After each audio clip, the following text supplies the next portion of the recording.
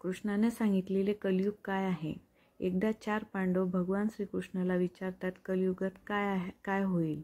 या प्रश्नावर कृष्ण हसला आणि म्हणाला, कलियुगात काय परिस्थिती असेल त्याचे मी तुम्हाला प्रात्यक्षिक दाखवतो. असे म्हणत त्याने आपल्या भात्यातून 4 बाण घेतले आणि धनुष्याच्या साहाय्याने 4 वेगवेगळ्या दिशेला सोडले आणि 4ही पांडवांना ते बाण घेऊन येण्याची आज्ञा दिली. सर्व 4ही पांडव बाणाच्या शोधात वेगवेगळ्या दिशेला गेले. जेव्हा अर्जुनाने बाण शोधून तो उचलला तेव्हा त्याला मंजूळ आवाज ऐकू आला. तो त्या आवाजाकडे वळला. त्याने पाहिले, एक कोकिळा खूप गोड आवाजात गात आहे, पण त्याच वेळी जिवंत सशाचे मांस खात आहे. तो ससा खूप वेदना सहन करत आहे.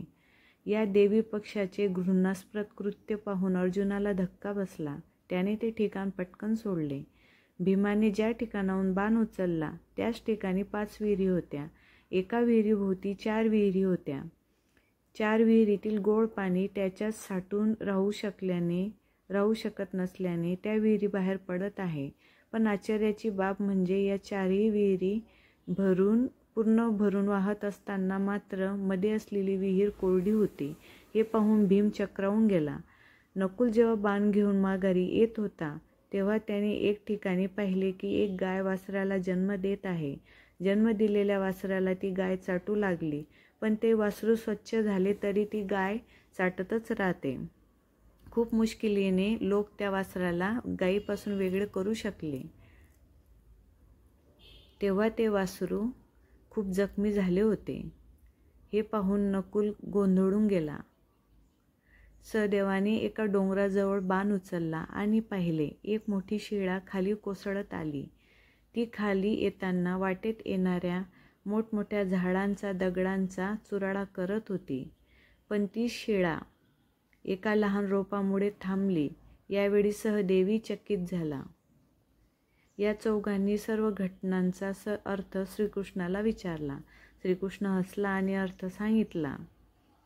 कलियुगात धर्मगुरूंचा आवाज खूप मधुर असेल आणि खूप ज्ञानही असेल, पण ते साधकाचे शोषण करतील, जसं कोकिळा त्या सशाचे करत होती.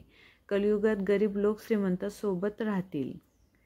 श्रीमंताकडे खूप धन असेल, ठेवायला जागा नसेल, पण ते त्याकडील एक कवडीसुद्धा गरिबांना देणार नाहीत, जसं या विहिरींनी कोरड्या विहिरीला एक थेंबसुद्धा दिला नाही.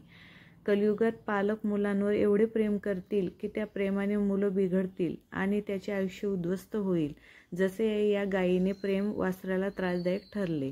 कलियुगात माणसे चारित्र्याच्या बाबतीत खूप घसरतील, जसे ही शिळा डोंगरावरून घसरली आणि त्याचे अधःपतन काही केल्या थांबणार नाही.